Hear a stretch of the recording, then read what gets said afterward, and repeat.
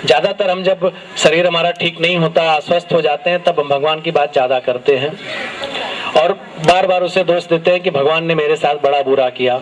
तो सच्चाई ये है मेरे दादा दादी कि भगवान किसी के साथ बुरा करता ही नहीं। अगर वो बुरा करता तो वो भगवान होता ही नहीं। इंसान बुरा कर सकता है, अच्छा बुरा बिठाओ इन्हें, लेकिन कोई भगवान जिसे आप भगवान मानते हैं कभी वो बुरा नहीं करता। जैसे अभी थोड़ी देर पहले वो शीला राव स्पीच कर रही थी इंग्लिश में, शायद आप लोगों में सबने ना समझा हो। उसने एक बात कही कि जो जीसस है, जीसस ने कभी कहा था कि स्वर्ग में वही लोग रह सकते हैं जो बच्चों की तरह निर्दोष हों। बच्चों की तरह निर्दोष यानी ईमानदार हों, शरीफ हों, दूसरों का बुरा न सोचते हों, जितने की जरूरत हो उतना ही लेते हों, लालची ना हों, निर्दोष कहा। तो ऐसे ही हम लोग जब ईश्वर से बार बार शिकायत करते हैं तो उसका कोई मतलब नहीं। एक छोटी सी मैं आपको घटना बताना चाहूंगा। एक बार एक गांव में बहुत बड़ी बाढ़ आ गई, जैसे विट्ठलवाड़ी में आ गई थी 2 साल पहले। बहुत भयानक बाढ़ आ गई। गांव के सारे लोग भागने लगे, एक एक करके सब भाग रहे हैं, पूरे लोग भाग गए। गांव में एक पंडित जी थे, मंदिर था, मंदिर पर वो पूजा कर रहे थे। उन्होंने कहा भाई मैं तो भगवान की पूजा करता हूँ, मुझे भागने की जरूरत नहीं है, भगवान मुझे बचाने आएगा, मैं नहीं जाऊंगा। पूरा गांव बारी बारी से चला गया, लोग उनको बुलाते रहे, वो माने नहीं। पानी थोड़ी देर बाद उनकी कमर तक आ गया। कुछ लोग बचे तो उन्होंने कहा भाई साहब भाग चलो, बहुत पानी बढ़ रहा है, नदी में शायद पानी ज्यादा आ गया, रुको मत आप। बोले नहीं मैं नहीं जाऊंगा। रुके रहे, थोड़ी देर बाद पानी कंधे तक आ गया। इतने में देखा उन्होंने सामने से एक लकड़ी आ रही बहती हुई, लकड़ी उनके कंधे को लगी, उन्होंने लकड़ी को धक्का दे दिया, वो चली गई। थोड़ा पानी और 2-4 इंच हुआ। कुछ देर बाद देखा उन्होंने कुछ दूर कुछ नाव से लोग आए, उन्होंने कहा भाई साहब आप आके बैठ जाओ, नहीं तो आप डूब जाओगे, पानी बहुत ज्यादा हो रहा है, आइए हम आपको बचाने आए हैं। बोले नहीं नहीं मैं भगवान भरोसे हूँ, मैं नहीं बैठूंगा। थोड़ी देर और खड़े रहे, इतने में बड़ा स्टीमर आया। स्टीमर आया, उसने कहा भाई पानी बहुत ज्यादा बढ़ गया है, आप चले हो, आप तो मंदिर के एकदम ऊपर आप खड़े हो, अब तो मंदिर भी डूबने वाला है। बोले नहीं मैं पूजा पाठ करता हूँ, भगवान मुझे बचाएगा, मैं नहीं आऊंगा। थोड़ी देर बाद सिर्फ उनकी आंखें रह गई, पूरा पानी भर गया है। एक हेलीकॉप्टर आया, हेलीकॉप्टर में से कुछ लोगों ने ऊपर से रस्सी फेंकी, रस्सी नीचे देखा इन्होंने, रस्सी को झटका दे दिया। बोले नहीं मैं नहीं पकड़ूंगा। थोड़ी देर बाद पानी बढ़ा और डूबकर मर गए। अब मरने के बाद हमारी कल्पना है कि स्वर्ग नर्क होता है। पंडित जी नर्क में पहुंच गए। जैसे ही वो देखे कि मैं तो नर्क में पहुंच गया, और लगे चिल्लाने, इतना मैंने पूजा की, इतनी सेवा की और मुझे नर्क में भेज दिया और मैं मर गया, कैसे मर गया। भगवान वहां प्रकट हुए, बोले भाई इतना क्यों परेशान हो। बोले परेशान इसलिए पूरे गांव वाले कुछ करते धरते नहीं थे, सब अपनी अपनी जान बचा के भाग गए, मैं तुम्हारे भरोसे पड़ा रहा और तुमने मेरी ही जान ले ली। बोले तुम गलत कह रहे हो पंडित जी, इसलिए कि सबसे पहले जब मैंने देखा कि तुम्हारे कंधे तक पानी आया है तो तुम्हारे लिए मैंने लकड़ी भेजी थी, उसके बाद मैंने नाव वालों को भेजा था, उसके बाद बोट वालों को भेजा था, तब भी तुम नहीं माने तो मैंने हेलीकॉप्टर भी भेजा। लेकिन जब तुम मेरी कोई चीज मानोगे ही नहीं तो मुझे सिवाय तुम्हें मारने के और कुछ नहीं रास्ता था। ये हमारी आपकी कहानी है, सच्ची बात है। आप लोग जो हमेशा उम्मीद में लगे हैं ये करेगा, जो मिले उसी में पकड़ लो। जैसे अभी जब 60 साल आपने जी लिया, 70 साल जी लिया, तो 15-20 साल के लिए क्या डरना, क्या चिंता करनी, क्यों भाग्य पर रोना, क्यों भगवान से शिकायत करना। कभी नहीं कहूंगा कि मैं किसी भी धर्म की बात कर रहा हूँ, यहाँ ऐसा नहीं कि हिंदू लोग हैं तो उन्हीं के लिए कथा है, सबके लिए ये कहानी, सबके लिए इसमें एक संदेश है। तो वो जो चाचा जी मेरे बीच में आए थे, मैं चाहूंगा वो एक गीत कोई प्रस्तुत करेंगे, उसके बाद फिर हम लोग आगे का कार्यक्रम शुरू करेंगे। हाँ एक चीज है, आप लोग समय निकाल कर आए ना, आधे एक घंटे और बैठ सकते ना, आधा घंटा। आप दिल्ली में एक इक्का वाला था, तो इक्का वाला एक इक्का चलाता था। एक दिन अचानक क्या हुआ, वो इक्का लेकर आया सड़क पर, तो इक्का ठीक से चल नहीं रहा था। जो उसमें घोड़ा था, इक्का समझ रहे हैं ना, जो पुराने लोग हैं जानते होंगे, इक्का माने एक घोड़ा जिसमें लगता है पीछे 2 पहिए की गाड़ी होती है, उसमें लोग बैठते हैं, शायद आज के बच्चे ना जानते हो। उसमें कुछ लोग सवारी बैठे, बोले भाई जल्दी ड्यूटी पर पहुंचाओ, लेट हो रहा है। तो वो बहुत जोर जोर उसको 2-4 चाबुक मारता था, लेकिन घोड़ी चलती नहीं थी, थोड़ी दूर जाती थी, खड़ी हो जाती थी। थोड़ी देर बाद फिर वो जो उसका मालिक था दौड़ कर आता, उसके आगे खड़ा होता, थोड़ा डांस कर देता, फिर वो चल देती। ऐसे 1-1.5 घंटे में किसी तरह वो लोग पहुंच गए। तो जो यात्री थे उसमें बोले भाई पहुंचा तो दिया आपने किसी तरह, लेकिन एक परेशानी है, आप बार बार नाच क्यों रहे थे। बोले क्या है, ये जो हमारी घोड़ी है ना, ये रोज वाली नहीं है, ये शादी वाली है। जो असली घोड़ी वो बीमार है, तो ये शादी में चलती थी, इसके सामने जब तक कोई नाचता नहीं आगे चलती ही नहीं। तो ये जो मैं आपको हंसाने की कोशिश करता हूँ, जीवन में हंसी बहुत जरूरी है। हंसी एक ऐसी चीज है कि जब आप हंसते हैं तो आप ये भूल जाते हैं आप कौन सी जात हैं, आप कौन सा धर्म है, आप कितना पढ़े लिखे हैं, आप स्त्री हैं या आप पुरुष हैं। दिल खुलकर जब आप हंसते हैं तो सब कुछ भूल जाते हैं। ऐसी अवस्था है कि बहुत साल तपस्या करने पर भी इस अवस्था में आप आसानी से स्वाभाविक नहीं आ सकते। आप कभी सोचो कि 5 मिनट में सब कुछ भूल जाऊं, 2 मिनट सब कुछ भूल जाऊं, दुनिया भूल जाऊं, बेटे भूल जाऊं, बहू भूल जाऊं, तकलीफ भूल जाऊं, कर्ज भूल जाऊं, नहीं हो सकता। लेकिन जब आप हंसते हैं 1-2 मिनट भी सब कुछ भूल जाते हैं। तो जीवन में हंसना बहुत जरूरी है और हंसते समय हमारे जीवन जो शरीर है उसमें बहुत अच्छे हार्मोन्स डेवलप होते हैं, जो शरीर के स्वास्थ्य के लिए अच्छे होते हैं, इसलिए हंसना चाहिए। इसलिए मैं आपको बीच बीच में हंसा रहा हूँ। तो मैं चाचा जी से अनुरोध करूंगा कि आपको एक अच्छी गीत सुनाएंगे। आप इधर बनाया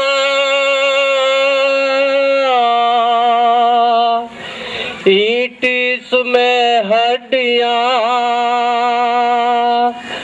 चंद सांसों पे खड़ा है ये ख्याली आसमां। मौत की आंधी आएगी, ये इमारत खाक की तो खाक में मिल जाएगी। दुनिया में जो आए है तो जीना ही पड़ेगा, जीवन है अगर जहर तो पीना ही पड़ेगा। दुनिया में जो आए है तो जीना ही पड़ेगा, जीवन है अगर जहर तो पीना ही पड़ेगा। गिर गिर के मुसीबत में संभलते ही रहेंगे, गिर गिर के मुसीबत में संभलते ही रहेंगे। जल जाए मगर आग पे चलते ही रहेंगे। गम जिसने दिए, गम जिसने दिए हैं वही गम दूर करेगा। दुनिया में जो आए हैं तो जीना ही पड़ेगा, जीवन है अगर जहर तो पीना ही पड़ेगा। मालिक है तेरे साथ न डर गम से तू है दिल, मालिक है तेरे साथ न डर गम से तू है दिल। मेहनत करे इंसान तो क्या काम है मुश्किल, जैसा जो करे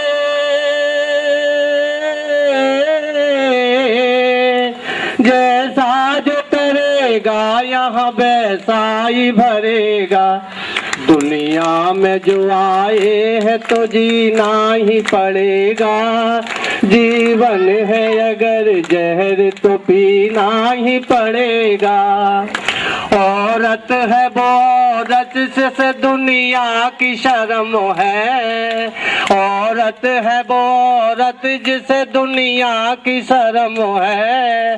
संसार आज ही नारी का धर्म है, जिंदा है वो, जिंदा है वो, जिंदा है यह इज्जत से मरेगा। दुनिया में जो आए हैं तो जीना ही पड़ेगा, जीवन है अगर जहर तो पीना ही पड़ेगा। थी और खास करके इनकी जो 2-3 लाइनें शुरू की थी कि जैसे इन्होंने इमारत की बात की जो आपकी शरीर है, लेकिन सच बात यह है कि ये शरीर हमारी इमारत है ही नहीं। मैंने पहले भी चर्चा की कि आप वो नहीं है जो आप अपने आप को देख रहे हैं, आप वो है जो आपके भीतर कोई सोच रहा है। जैसे मैं आपसे इस समय कहूँ कि मैं बोल रहा हूँ, आप सुन रहे हैं, अब आपसे मैं पूछूं कहाँ से सुन रहे हैं, आप बोलेंगे कहाँ से सुन रहा हूँ। मैं पूछूंगा कान में कहाँ सुनाई दे रहा है, तो आप बोलेंगे पता नहीं, कहीं अंदर सुनाई दे रहा है। आप यही महसूस करें ना, कहीं अंदर सुनाई दे रहा है, कहीं अंदर मैं समझ रहा हूँ, कहीं अंदर मैं समझ रही हूँ। यही जो कहीं कुछ अंदर है ना, वही ईश्वर है। कहीं ढूंढने की जरूरत नहीं है उसे। लोग बोलते हैं भगवान के 16 अवतार, मैं नहीं कहता 16 अवतार। जितने अवतार दिख रहे हैं ना अगल बगल, ये सब हम आप किसके अवतार हैं? कहीं अलग से आ गए हैं, हमारी कोई अलग से रचना हुई है, हम भी उसी के अवतार हैं, हम भी उसी के अंश हैं। जैसे समुद्र का पानी होता है ना, बहुत बड़ा समुद्र है, कभी आप जाओ जुहू की तरफ या कोई नदी हो, कहीं भी जाइए, समुद्र का किसी किनारे चले जाइए, समुद्र में एक बूंद पानी उठाइए और अपनी जीभ पर लगाइए, नमकीन लगेगा। और वो पूरा जो समुद्र है उसका जितना पानी है, उसका सारा गुण उस एक बूंद पानी में होता है। इसलिए कि वो उसी का अंश है। ऐसे हम भी ईश्वर के ही अंश हैं, उसी की सत्ता के हम भागीदार हैं, उसी के एक पार्ट हैं हम। तो उसके जो लक्षण हैं वही सारे लक्षण हमारे अंदर भी होते हैं। हम अपने आप को जो ईश्वर से अलग करते हैं वो हमारी गलती है, और हम हो भी नहीं सकते। ऐसा हम मान बैठते हैं कि ईश्वर से हम अलग हो गए। ईश्वर के ही आप एक अंश हैं, उसमें से ही आप निकले हैं। अब एक बात अलग है कि कभी कभी उसमें पॉजिटिव नेगेटिव दो चीजें हर जगह होती हैं। जैसे मैंने कहा कि शिव का जो रूप है अर्धनारीश्वर का, स्त्री पुरुष दोनों की कल्पना है। जब हम बात करते हैं धरती की तो आकाश की भी कल्पना है। जब हम बात करते हैं गौ माता की तो वहां बैल भी है। जब हम बात करते हैं गर्मी की तो वहां शीतलता भी है। हर जगह, कहीं भी ऐसी जगह नहीं है जहां दो ना हो, हर जगह दो की बात है। तो ऐसे ही जब हम अच्छाई की बात करते हैं तो कहीं ना कहीं से बुराई अपने आप आ ही जाती है। जब हम उजाले की बात करते हैं, जैसे अभी शाम के 5 बज रहे हैं, उजाला है, तो सीधी सी बात है अगर उजाला है तो सूरज जाएगा तो अंधेरा होना ही है। ऐसे ही हमारे जीवन में जो हमारे शरीर में बहुत सारे गुण हैं, जब हम सचेत नहीं रहते, ठीक से कर्म नहीं करते, तो बुराइयां हमारे ऊपर हावी हो जाती हैं और अच्छे से हम बुरे इंसान बन जाते हैं। वो कहीं बाहर से कुछ नहीं आते, हमारे भीतर ही वो सारी शक्तियां हैं। तो इसके बाद चाचा जी आप कोई और गीत सुनाएंगे, चाहे कुछ आप कहना चाहें, कोई गीत गाना चाहें, संकोच मत करिए। संकोच करने में आपके इतने साल निकल गए और आपकी बहू आपके ऊपर हावी हो गई और दादाजी पर बेटा हावी हो गया है संकोच के ही चक्कर में। हुआ यही है, सिर्फ संकोच में आप कर सब कुछ सकते थे, आपके दबाव में सब थे, लेकिन आपने संकोच किया। अब नहीं बोलना है, तब नहीं बोलना, और सब गड़बड़ हो गया है। तो इसलिए संकोच मत करिए। यहाँ 1 घंटे आप पूरी तरह से अपने आप को जी लीजिए।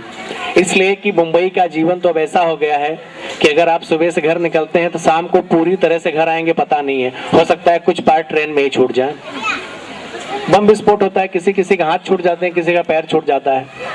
तो मुंबई का जीवन तो इस तरह हो गया है कि पूरी शरीर अगर शाम को लेकर रोज वापस आ रहा है तो एक नया जीवन हो रहा है। तो इसलिए हर पल हमें जीना चाहिए। ये सोचकर नहीं जीना चाहिए कि आने वाला वक्त आएगा, बेटा बड़ा हो जाएगा, खूब कमाएगा, नाती भी बड़ा हो जाएगा, कमाएगा, तब मैं सुख करूंगा। हो सकता है तब आप न रहें, सब कुछ हो जाए, जवान नाती भी हो जाए, बेटा भी हो जाए, पैसे वाला, लेकिन आप ही न रहें। इसलिए हर पल को मनुष्य को जीना चाहिए। किसी पल की गारंटी कभी ईश्वर ने आपको अलग से नहीं दी है कि भाई आपको 20 साल जीना है, आपको 30 साल जीना है, आपको 50 साल जीना है। हर एक पल आपको जितना मिल रहा है नया ही जीवन है। तो जितने प्यार से उसे जिसको, जितना मजे से जिसको, हंस कर अच्छे तरह से जियो। रोने की क्या जरूरत है, रोना तो जबरदस्ती रुला ही देती है प्रकृति। जब कोई तकलीफ होती है तो रोने के लिए सीखना नहीं पड़ता, हंसने के लिए कोशिश करनी पड़ती है, रोने के लिए कोई कोशिश नहीं। स्थितियां बनी जाती। कोई है आप में जो इतना कुछ मैंने कहा तो कोई सुनाइए भाई कुछ, दादी की तरफ से कुछ होना चाहिए। एक दादा देखिए मैदान में एकदम दहाड़ के आके बैठ गए हैं, कोई इधर से हो? हाँ, नहीं होगा कोई। एक बार क्या हुआ, जैसे हमारी दादियां हैं ऐसी हमारी 2 दादी उत्तर प्रदेश जौनपुर से बंबई आ गई। जौनपुर के लोग ज्यादा बंबई में हैं, उत्तर प्रदेश जौनपुर से मुंबई आ गई। और जब वो कल्याण में उतरी तो वहां पर उन्होंने कोयले का इंजन देखा था और डीजल इंजन। यहाँ लोकल ट्रेन देखा उन्होंने पहली बार। तो एक दादी दूसरी दादी से पूछ रही है, अरे ये बताओ ये जो ट्रेन चल रही है इसमें इंजन कहाँ है? तो दूसरी दादी थोड़ा नेता टाइप की थी, बोली बेवकूफ कहीं की, इतना जो जोर जोर से भाग रही इंजन ही तो ढूंढ रही है वो। हाँ, इसलिए कि उन्होंने लोकल ट्रेन नहीं देखी थी। लोकल ट्रेन में बिजली का इंजन होता है, अंदर ही होता है। तो मेरी दादियों, आपके अंदर भी इंजन है, आपको कोयले की इंजन की जरूरत नहीं है, ना डीजल इंजन की जरूरत है। ये दादा लोगों को आप मत डरो, ना संकोच करो। आपके अंदर भी जो बिजली है उसको आज एकदम बिल्कुल यहाँ ले आइए। कोई न कोई गीत, कोई भजन, कोई कविता, किसी को कुछ भी पता हो आप गा सकती है। यहाँ पर अकेले नहीं गा सकती, 2-3 लोग मिलकर गाना चाहें तो 2-3 लोग मिलकर भी गा सकती हैं। बच्चों को बहुत अच्छा लगेगा, अगल बगल जो लोग खड़े उन्हें भी अच्छा लगेगा। कोई है ऐसा? अब झांसी की रानी निकल सकती हैं महाराष्ट्र से और एक गाने वाले यहाँ नहीं मिलेंगे। रानी लक्ष्मीबाई पूना से ही गई थी झांसी में और उन्होंने इतना नाम कर दिया, रहने वाली पूना की थी वो। कोई है भाई इसमें? झांसी की रानी की जरूरत नहीं है, लता मंगेशकर ही कोई आ जाए। हाँ, कोई नहीं आएगा, ठीक है। तब तक आप लोग सोचिए दादाजी, तब तक आपको एक चुनौती और देने वाले हैं। अभी इन्होंने बहुत यथार्थ का गीत गाया, उसके बाद एक गीत इनसे और हम सुनेंगे, उसके बाद हम अपने कार्यक्रम को आगे बढ़ाएंगे। क्या हो गई भगवान, कितना बदल गया इंसान, दे देख तेरे संसार की हालत क्या हो गई भगया इंसान। चांद न बदला, सूरज न बदला, न बदला रे आसमान, कितना बदल गया इंसान। देख तेरे संसार की हालत क्या हो गई भगवान, कितना बदल गया इंसान। आया समय बड़ा बेढंगा, आज आदमी बना लफंगा। आया समय बड़ा बेढंगा, आज आदमी बना लफंगा। कहीं पे उदम कहीं पे दंगा, नाच रहा नर हो कर नंगा। इन्हीं की काली करतूतों से बन गया मुल्क मसान, कितना बदल गया इंसान। देख तेरे संसार की हालत क्या हो गई भगवान, कितना बदल गया इंसान। आया समय बड़ा बेढंगा, आज आदमी बना लफंगा। कहीं पे उदम कहीं पे दंगा, नाच रहा नर हो कर नंगा। इन्हीं की काली करतूतों से बन गया मुल्क मसान, कितना बदल गया इंसान। जो हम आपस में न झगड़ते, जो हम आपस में न झगड़ते, बने हुए क्यों खेल बिगड़ते। ताए घर लाखों उजड़ते, ना ये बच्चे माँ से बिछड़ते। फूट फूट कर क्यों रोते तुम ये बापू के प्राण, कितना बदल गया इंसान। देख तेरे संसार की हालत क्या हो गई भगवान, कितना बदल गया इंसान। राम के भक्त रहीम के बंदे, रचते आज फरेब के बंदे। कितने ये मक्कारे अंधे, देख लिए इनके भी धंधे। छल और कपट के हाथों अपना बेच रहा ईमान, कितना बदल गया इंसान। देख तेरे संसार की हालत क्या हो गई भगवान, कितना बदल गया इंसान, कितना बदल गया इंसान। आप ही हैं, तो इन्होंने एक जो बात कही कितना बदल गया इंसान, उस पर एक मैं छोटी सी फिर, अब चूंकि ज्यादा यहाँ पर दादियां हैं तो उनके हिसाब से मुझे कुछ बताना पड़ रहा है। अब जब गाने के लिए बार बार नहीं तैयार हूँ तो उनके लिए मैं बताना चाहूंगा। एक बार क्या हुआ, अब आग और पानी, मुझ जब से मैं विट्ठलवाड़ी रहने लगा हूँ मुझे बराबर याद आते हैं। हर चीज में मुझे आग और पानी तुरंत ध्यान आता है। तो अभी इन्होंने गीत में भी बताया। एक बार क्या हुआ, एक जंगल था तो वहां भी आग लग गई। और जंगल किसे कहते हैं आपको पता है? जहां पर कोई सिस्टम ना हो, कोई व्यवस्था ना हो। जैसे हम लोग यहाँ कुर्सी पर बैठे हैं, बच्चे नीचे बैठे हैं, तो ये समाज है। लेकिन अभी यही बच्चे आपका कान नोचने लगे, आप बच्चों को पीटने लगे, मैं किसी को गाली देने लगूं, तो आप क्या कहेंगे? जंगल हो गया है। इसीलिए हमेशा आग जंगल में ही लगती है। जहाँ व्यवस्था होती है आग वहीं लगती है। तो एक बार ऐसे ही किसी जंगल में आग लग गई और वहां संजोग से एक अंधा और एक लंगड़ा फंस गए। अब परेशानी ये है कि अंधा जो है देख नहीं सकता,